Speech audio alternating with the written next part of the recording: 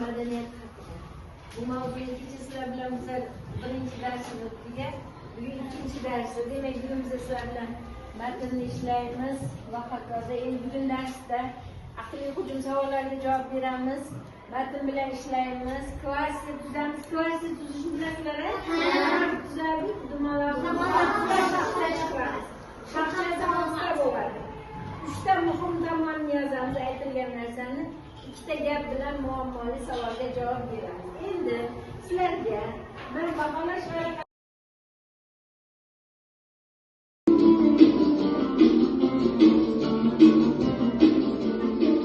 hamma bir-birini baholaydi. Mana shu varaqaga sheringizni familiyasini yozing.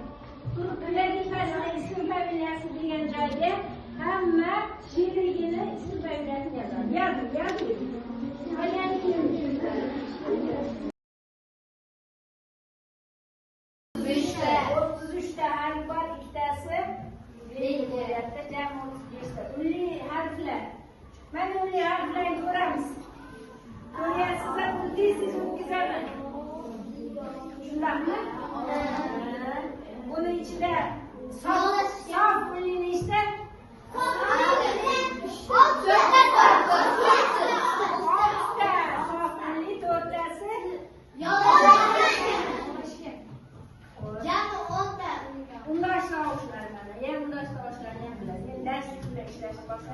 44-bitta 39-mashina. Bu harfda yo, masalan, yo harfida biz eshitganimizda y va o harfini eshitamiz, lekin yozilishda y bo'ladi, lekin tepasida ikkita tochkasi o'tiribdi. Qani sen tushundingmi? O'tiradi. Xo'sh, Abdulloh turadi. Unli tovushlar qanday hosil bo'ladi? Unli tovushlar og'iz bo'shlig'ini, og'iz bo'shlig'ida chiqayotib havo to'siqqa uchrasa, unli tovush, to'siqqa uchramasa unli tovush bo'ladi. Sherigi. Xo'sh. Nutq tovushlari deb qanday tovushlarga aytamiz? nutq tovushlari deb aytganimizda to'siqqa uchrab chiqishi mumkin, uchramay chiqishi mumkin. Hayvonlar tovushi bilan odamlarning tovushida farq bormi? Farq bor. Ular hayvonlar o'tiramiz. Xo'sh, keyingi savol. Talaffuzda to'siqqa uchragan tovushlar qanday tovush deyiladi? To'siqqa uchrasa. undosh tovushlar. Barakalla. Xo'sh. Harf bilan tovushlarni qanday farqi bor? Harf bilan tovushni qanday farqi bor? Harf bilan Malina. Qanday o'tirib o'ylab ko'r. Xo'sh. Yerda o'quvchilarning va chiroyli va azoda kiyinganini ko'rgan. Bu yerda bahorgi va kuzgi kiyimda kiyingani va qishda kiyingan kiyimini ko'rishdi. Yaxshi. Yana ham aniqroq. Bular maktabga ketdi. Juda yaxshi. Maktab formasi demoqchi. O'rta qatordagilar.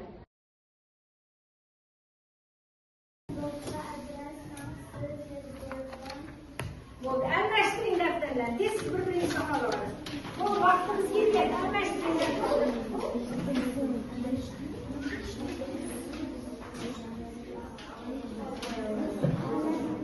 Agar 6 ta yozgan bo'lsa, 2 bor 6 tani kam bo'lsa, 1 bor qo'yasiz.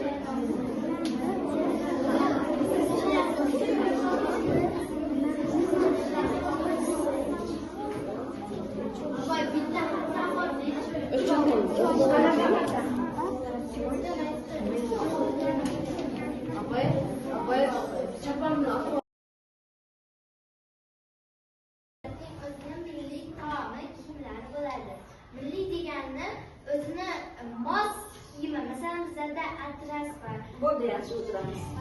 Libos nima edi? Libos bu bizning ustimizdagi ko'ylagimiz. Ust-boshimiz, to'g'ri edi. Ust-boshimiz, kiyimimiz. Hayyo ibodiya. Zaynab. Hayyo ibod degani bu uyat degani. Uyat. Yana kim? Yo'q. Hayyo ibod. Yana kim? Sen ko'rib kim? Ha? İbod degani bu chiroyli xulqimiz, ozgina uyatishimiz. Siz bilasizlarki, indamay o'tiribsizlar. Ustimizdagi Endi qarang, lug'at ishi o'tkazib olamiz. Hayyo degani, qarang, kimga ko'rinyapti? nojo'ya. San o'qi. Hayyo, nojo'ya, noma'qul xatti-harakatlardan tiyilishi, Tiyilish uyat, mana Zaynab to'g'ri aytibdi. Uyat, sharm ekan. Xo'sh, o'qi. Abdulloh. Libos, kiyim, ust boshi. Ust-bosh ekan. O'qi yaxshi. Milliy. biror millatning xalqining o'ziga xos bo'lgan uning xususiyatidan ifodalar o'sha an'analar degan. Milliy degan har bir qavm. Mana bizning Qozog'iston Respublikasida 140 dan ortiq etnik vakil a'zolar yashaydi. Matn nima? Matn bu har xil gaplarda Hozir o'tiradi, she'riga davom etadi. Matn nima? Matn bu bir narsani, bir hikoyani tafsirlab berish. Ozgina o'xshadi-ya. Keyingisi matn nima edi? Matn bu bir necha gaplardan bog'lanib So'z boshi yaxshi. Matnda necha xil turi bor? O'tiramiz. Matn turlarini ayting. Matn turlari rivoya matn, muhokama. Jimit kim turadi? Rivoya muhokama, nima alternativmi? Bo'ldi, o'tiramiz. She'riga. Aytganingizni eshitib to'xtataman, ha? Rivoya matn, muhokama matn, oddiy. O'tiramiz. Xo'sh, orqadagi matnni 3-turi qanaqa ekan? Xo'sh, sen rivoya matn haqida aytchi. Rivoya matn qanaqa ekan? Jim, sen bo'ldi qo'yibsan, ha? Rivoya matn bu Bo'pti, she'riga. O'tiramiz, she'riga. Madina Banu, Madina xon. Tasviriy matn. tasviriy matn bu bir narsa o'sha romanlarni sotib olmaslik uchun o'shaniki Yaxshi, yaxshi.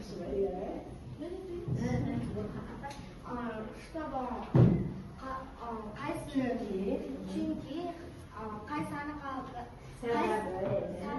qaysani qadam Yillari nima ekanligini.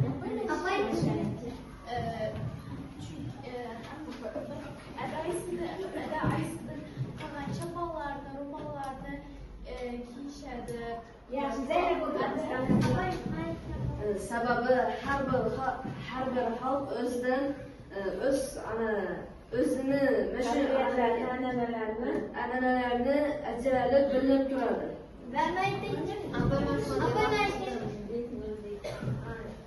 Çünkü adamlar keyingi zamanlarda adamlar bizlerning bugungi zamonimizda qanday milliy narsalarimiz bo'lgan Ota bobolarini nima qiladi ular?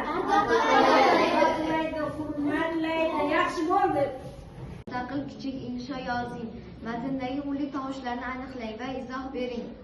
O'zbek milliy matolari, milliy liboslari deganda ko'z oldimizda atlas, beqasam, banoras kabi matolardan tikilgan liboslar gavdalanadi. Har bir millat kabi o'zbek millati ham o'ziga xos kiyinish madaniyatiga ega. Milliy liboslarimiz bizning iboyu hayomiz, fikrimiz. Bu liboslarda masalan atlas matosi asrash kerak. Chunki bobolarimiz mana shu kiyimni kiysin, ko'rsin deb qoldirishgan.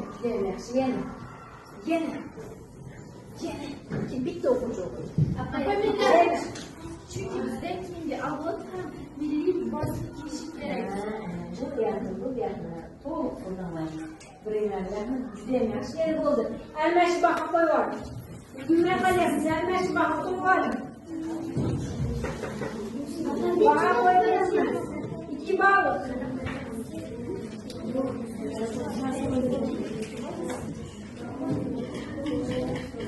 Tugalaysizlar.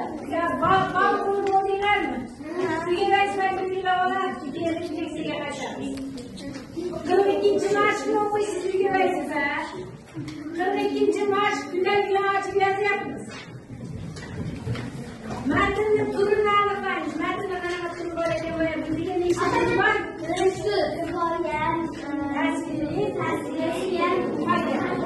Uchta turini aniqlaysiz, ikkita yopiq savol tuzadi, 2 bor. Mana tugalaysizlar.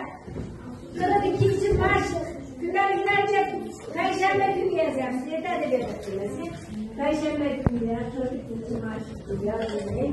Uni skriptlar daskada turibdi, demak, matnni o'qimizda turini aniqlaymiz. Matnni ikkita yopiq savol qilamiz. Baholash varaqasini to'ldirib bo'ldinglarmi? Familiya esdan chiqib ketmadimi?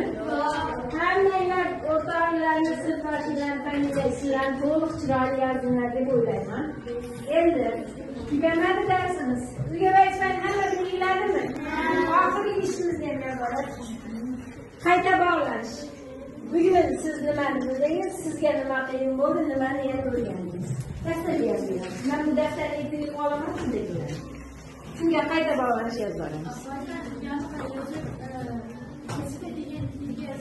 Ha, bu yerda.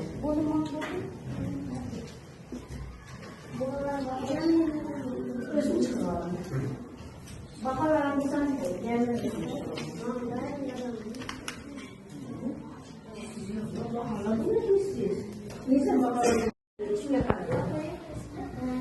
Men o'rtog'imga 10 ball qo'ydim.